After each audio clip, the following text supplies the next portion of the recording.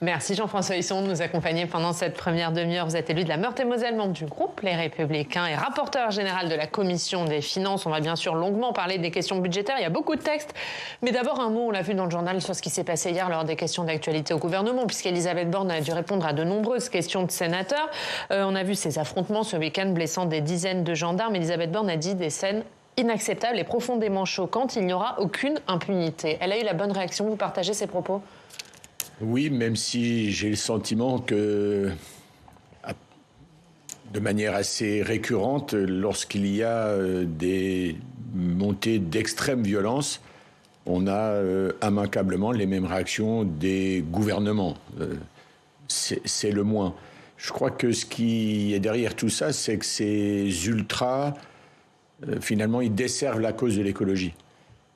Quand on n'est pas capable de respecter même celles et ceux qui sont a priori les plus proches de vos idées, c'est qu'en fait, vous ne défendez pas des idées, vous venez pour casser. C'est la violence gratuite, on la retrouve à tous les échelons de la société. On le voit dans le sport, malheureusement, les ultras, la violence, et on le voit à la moindre manifestation. On en vient à regretter les grandes manifestations syndicales qui se déroulait d'ailleurs à la fois dans une forme de bonne humeur, mais également de revendication. Aujourd'hui, un certain nombre de nos concitoyens privilégient les positions radicales d'une extrême violence. Ça n'est pas acceptable et ça doit être effectivement combattu sans relâche et, je l'espère, effectivement, sans tolérer la moindre impunité. Parce que, mais c'est de l'écoterrorisme pour vous? Vous diriez jusqu'à un bon, vous savez, je pense qu'il faut faire attention. J'ai pas le sentiment que ce soit du terrorisme. Je me dis bien, j'ai pas le sentiment. Par contre, j'ai le sentiment que ça dessert la cause, a priori, je le redis, qui devrait être servie. Et finalement, c'est parfaitement contre-productif. D'abord parce qu'on ne respecte pas, je dirais, un processus démocratique, y compris administratif, en l'occurrence, pour ce qui concerne ces retenues d'eau. Mais c'était déjà effectivement la même chose avec Bruno Retailleau, le président de notre groupe au Sénat, l'a rappelé, avec Notre-Dame-des-Landes. Ça suffit. Je dirais, les zadistes n'ont pas à imposer contre les administrations, contre des décisions de justice, leur manière d'être et de faire. C'est absolument intolérable et il faut lutter sans merci parce que, heureusement, la démocratie doit triompher. L'autre actualité, c'est le Sénat qui va entamer aujourd'hui l'examen de la loi sur le développement des énergies renouvelables avec un tout petit peu de retard. Les sénateurs ont notamment introduit une sorte de droit de veto des maires sur la construction d'éoliennes. Le gouvernement n'y est pas franchement favorable, c'est le moins qu'on puisse dire. Est-ce que ça conditionne votre soutien à ce texte, le fait que figure ce droit de veto des maires ? D'abord, c'est un moment important, mais et le droit de veto, je pense qu'il est aujourd'hui incontournable. En tous les cas, c'est une attente dans les territoires. Mais je pense que le gouvernement s'y prend très mal. On a une crise énergétique mondiale. Et aujourd'hui, qu'est-ce que propose le gouvernement ? Ce n'est pas une vaste réflexion sur les principaux enjeux énergétiques, comment on construit l'indépendance énergétique, quelles sont nos forces, quelles sont nos faiblesses, quelles orientations nouvelles on doit développer. Non, il commence par le petit bout de la lorgnette, par des textes qui ne sont finalement qu'un des angles du grand panorama de la politique énergétique que la France devrait conduire. Quand la France a choisi une énergie décarbonée, le nucléaire, pour avoir une indépendance énergétique et une forme de souveraineté, là on avait une ambition pour la France, y compris en matière d'énergie. Le fait d'avoir tourné le dos depuis plus de 10 ans avec les deux quinquennats François Hollande et Emmanuel Macron, je me souviens, il fallait quasiment baisser la tête. On était des ringards. On balayait d'un revers de main les gouvernements, balayaient d'un revers de main tout ce qui avait été construit par plusieurs générations et qui font encore, je crois, la fierté de la France. Quel dommage, quel gâchis, quel gaspillage. Emmanuel Macron revient dessus. Il y a en même temps un texte pour développer l'énergie nucléaire. Oui, alors il revient dessus, mais lentement. Depuis le mois de février, c'est pas passé grand-chose. Je pense que parfois, il faut parler moins, agir plus et mieux. On va parler des textes budgétaires, ils sont nombreux, à commencer par le budget, puisqu'on l'a vu, Elisabeth Borne a donc déclenché une nouvelle fois le 49.3 hier sur l'ensemble du budget. Cette fois, les oppositions n'ont pas laissé d'autre choix à Elisabeth Borne. Elle dit que le dialogue constructif n'était plus possible. Écoutez, je pense que la vie parlementaire, par le choix que les Français ont fait de reconduire le président de la République et de le mettre finalement sous contrôle d'une assemblée avec un panorama et des sensibilités beaucoup plus diversifiées, c'est le choix des Français. Ce choix, il faut le respecter, mais il est évident que ça complique la manière d'agir pour le gouvernement. Quand vous avez une majorité relative à l'Assemblée, vous avez besoin que vos troupes soient omniprésentes. Avec une difficulté, c'est parfois difficile d'être en même temps dans l'examen des textes en commission, d'être dans l'hémicycle. Et puis, ça donne par contre une visibilité à la seconde chambre, la nôtre, au Palais du Luxembourg, le Sénat, dans une forme d'équilibre où il faut construire pour donner à la France les meilleures chances possibles. Mais alors justement, qu'est-ce que vous allez en faire, vous, de ce texte, puisqu'il va arriver au Sénat dans les prochains jours, puisque, sauf surprise, les motions de censure seront rejetées. Qu'est-ce que vous allez faire de ce budget? Quels seront vos marqueurs? On a prévu de l'examiner, ce budget, on ne s'en est pas caché. Vous voyez d'ailleurs qu'effectivement, sur la loi de programmation des finances publiques, qui finalement est le cadre que la France se donne pour 5 ans. Et puis, sur le budget, il y aura évidemment... il y aura des marqueurs Sénat? Il y aura des marqueurs, oui. Je pense que, il faut être attentif à un juste équilibre entre la protection des Français, notamment avec cette crise énergétique qui est assez inédite. Il faut pouvoir donner à la fois aux Français, aux usagers, mais également aux entreprises pour éviter une rupture, une cassure dans la production. C'est ça l'équilibre, c'est de se dire un bouquet énergétique le plus efficace possible. Et ça veut dire que le compromis sera possible au Sénat? Il n'a pas été possible à l'Assemblée. Le dialogue, il sera possible au Sénat? Un compromis sera trouvé sur ce texte? Écoutez, il faut 2 volontés. Le gouvernement déclare une nouvelle méthode, je ne l'ai pas complètement identifiée. On va voir. Parce que le dialogue n'est pas là pour vous? Le dialogue, il s'est engagé. Mais on voit bien que les textes tels qu'ils sortent de l'Assemblée, on a quand même une nouvelle arme aujourd'hui, ou un nouveau calibre. C'est le 49.3 qui, aux yeux de l'opinion, en 2022, n'est plus perçu comme il l'était, parce que c'est un outil constitutionnel, c'est incontestable. Simplement, ça donne le sentiment d'un passage en force et d'une qualité d'écoute insuffisante à l'Assemblée nationale. Nous sommes, nous, dans des dispositions d'esprit peut-être différentes.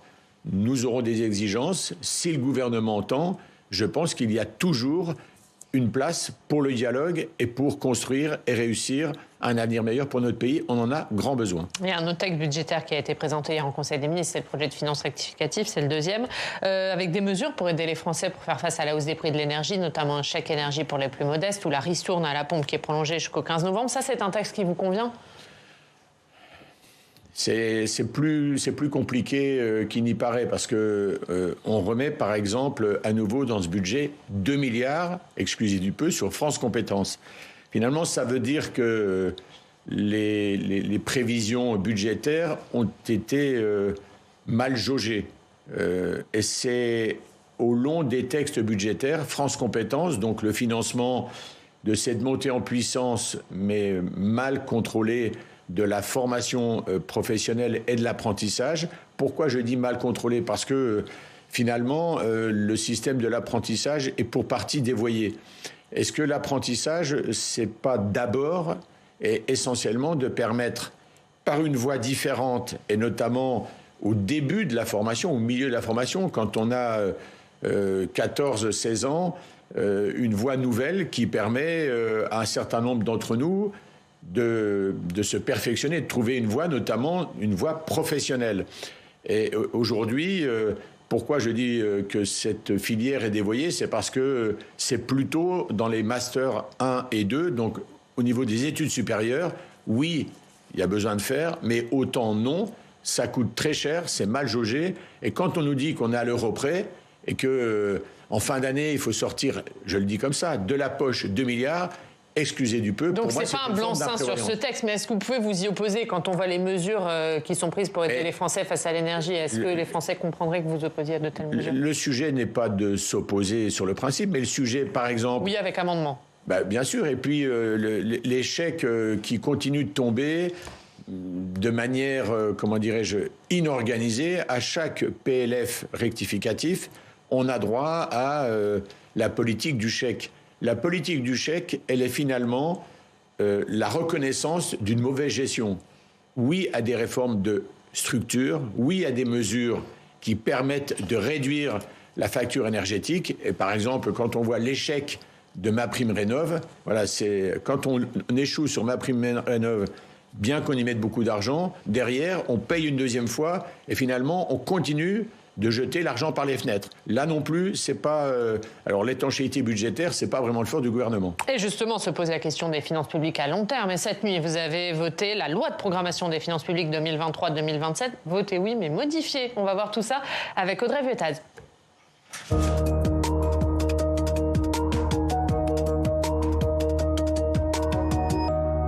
Bonjour Audrey. Bonjour.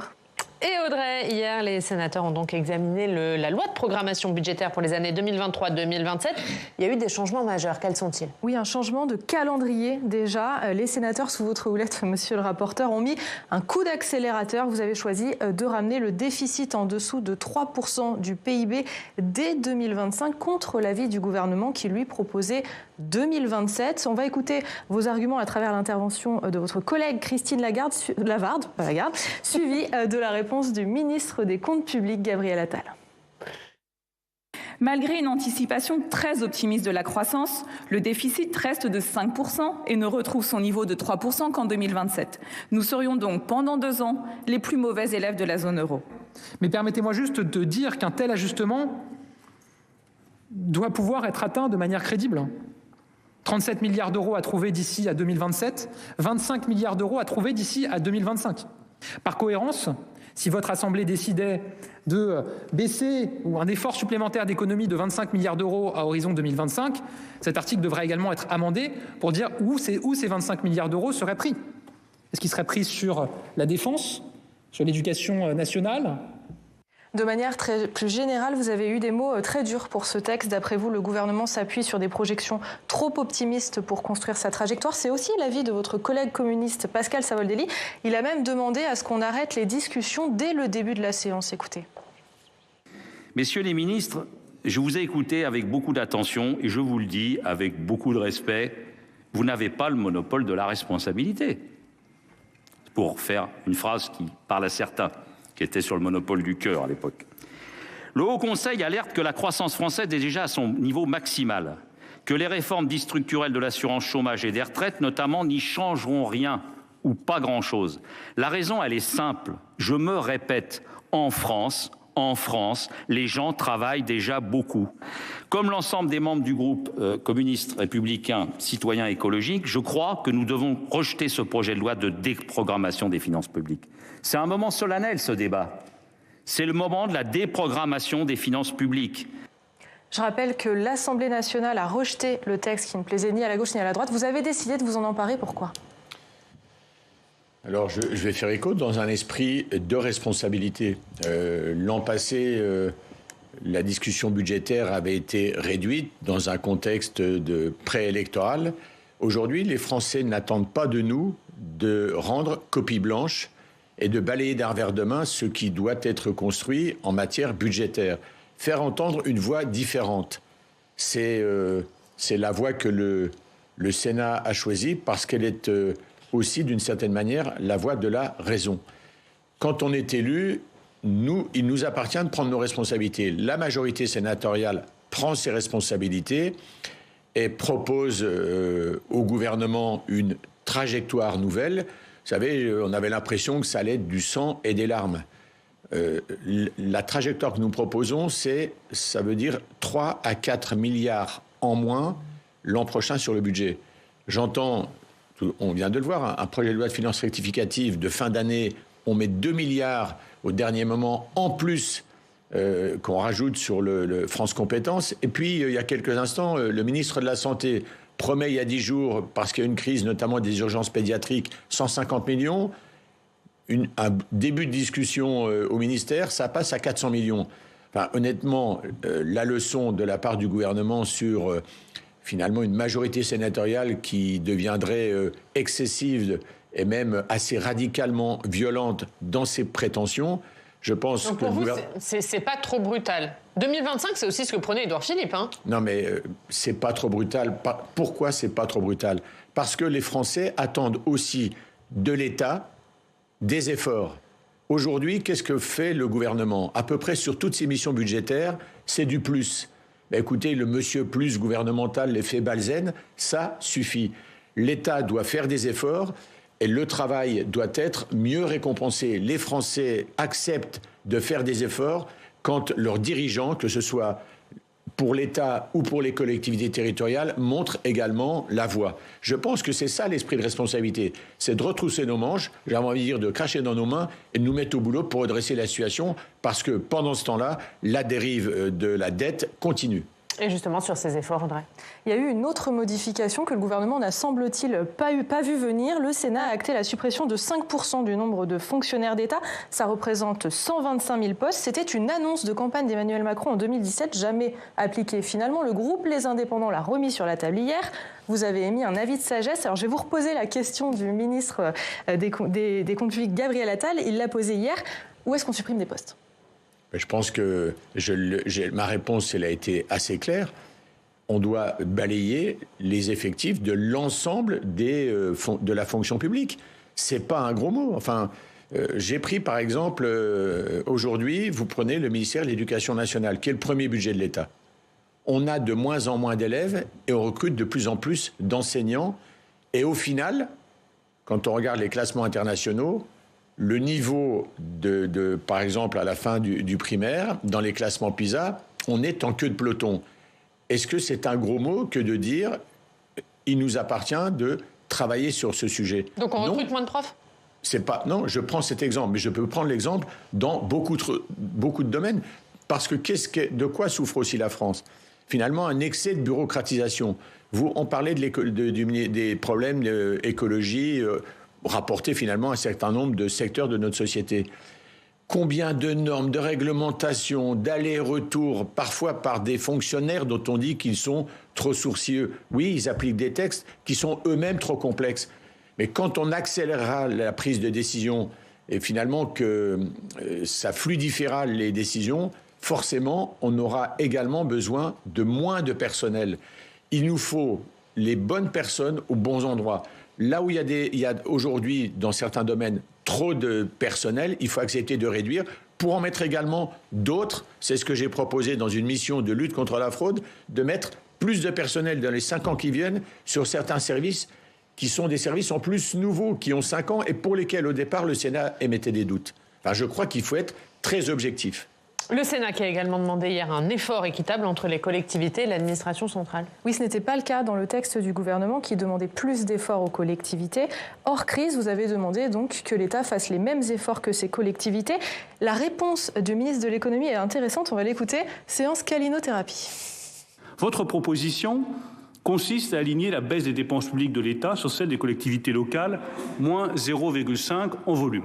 Je pense que c'est une proposition qui est juste et qui s'entend et qui est honnête.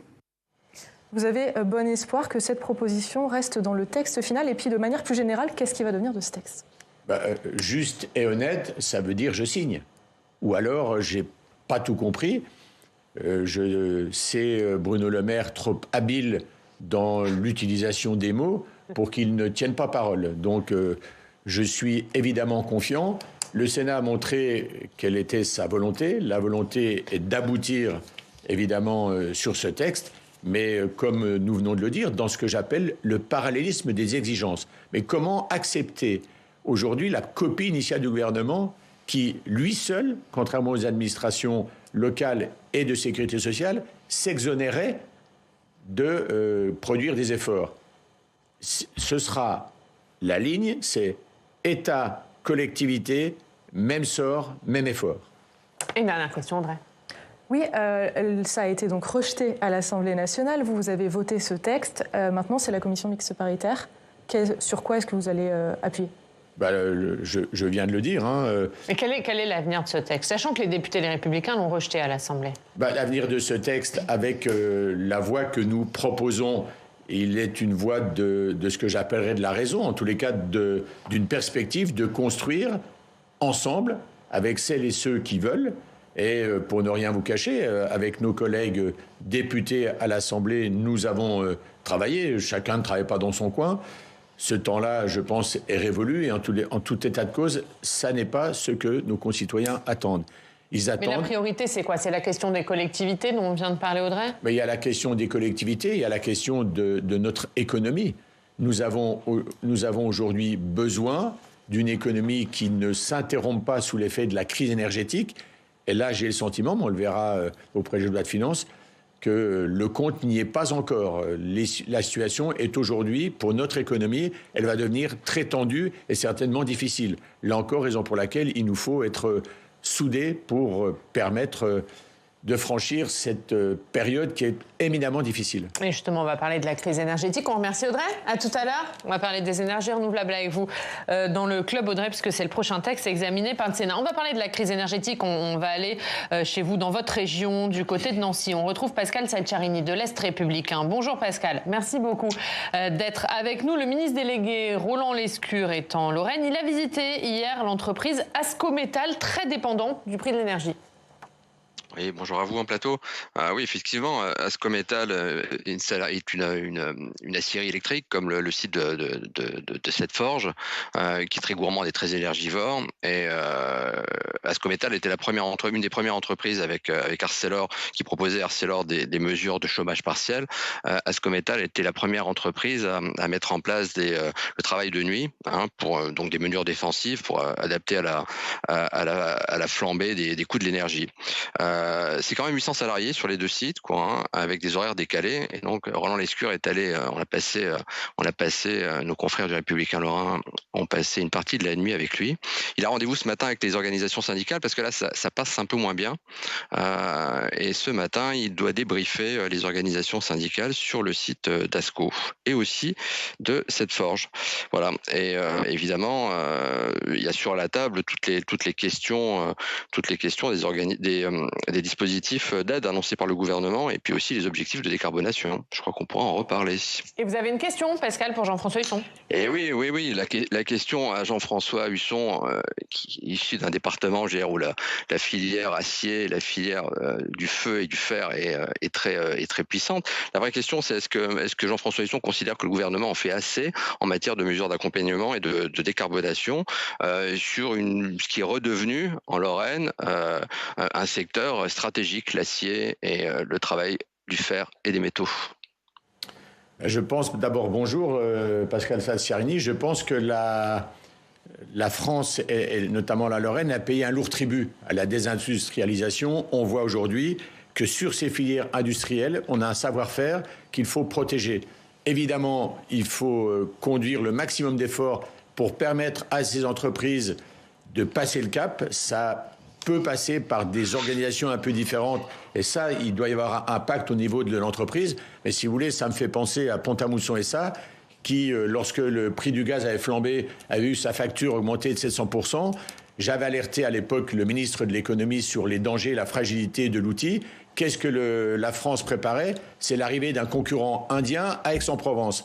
Aujourd'hui, sur ce sujet, on attend encore, pour le numéro 1 de la fonte en Europe, on attend encore une réponse. Et Pascal, un mot de tourisme, puisqu'on est encore pendant les vacances de la Toussaint. C'est un enjeu important pour la montagne, notamment du côté des Vosges. Oui, le tourisme en Lorraine et dans le Grand Est, c'est un tourisme un peu particulier, puisqu'il a accès à la fois sur la nature et à la fois sur les stations des Vosges, les stations qui sont à la fois sur le versant alsacien et le versant lorrain. Alors là, c'est un peu plus compliqué parce que les parcs jouent la carte de l'élongation, notamment les spécialistes de la nature, comme les gens du parc de Sainte-Croix qui viennent d'acheter la station de Ventron qui était en liquidation pour en faire une station été-hiver au sens large, avec une autre vision du tourisme. Effectivement, les parcs d'attractions font le plein. C'est le cas du Zoo d'Amnéville, c'est le cas de la Bresse, une station de ski célèbre dans les Vosges, qui joue la carte du bol d'air avec de l'acrobranche. C'est vrai aussi pour Ventron, dont les investissements à hauteur de 3 millions d'euros vont en faire une station écologique, c'est-à-dire où en été, il y aura plein d'activités, et où en hiver, on n'aura plus besoin de sa voiture. Donc c'est vraiment un changement de paradigme, hein, et puis aussi d'un nouvel hébergement, de nouveaux usages été-hiver pour préparer peut-être la fin de la neige et le fait qu'on puisse plus utiliser des canons à neige pour aller skier et Pascal, dans rapidement, les 10 ans qui viennent. Une petite réponse de Jean-François Husson là-dessus. Oui, Jean-François Husson, est-ce qu'on peut faire mieux pour accompagner la reconversion du massif vosgien ? Je pense qu'il n'y a pas que le massif vosgien. D'abord, il faut faire surtout ensemble, c'est-à-dire jouer la carte de la complémentarité, de la bonne articulation entre les opérateurs publics, les collectivités, mais également le secteur privé. Les exemples d'opérateurs privés, que ce soit Bolder à la Bresse, que ce soit le parc de Sainte-Croix à Rhodes, dont les opérateurs, effectivement, se sont placés en Lorraine sur Ventron, mais également à Rambouillet, ils vont devenir opérateurs. Je crois que là, il y a un savoir-faire. Et aujourd'hui, je prends l'exemple, par exemple, sur l'attraction et l'attractivité touristique. Nous devons nous adapter à la demande actuelle qui demande finalement plus de respect de la nature et également une meilleure découverte. Plus on s'appropriera ces enjeux autour, y compris du tourisme, plus on sera éco-responsable et citoyen engagé.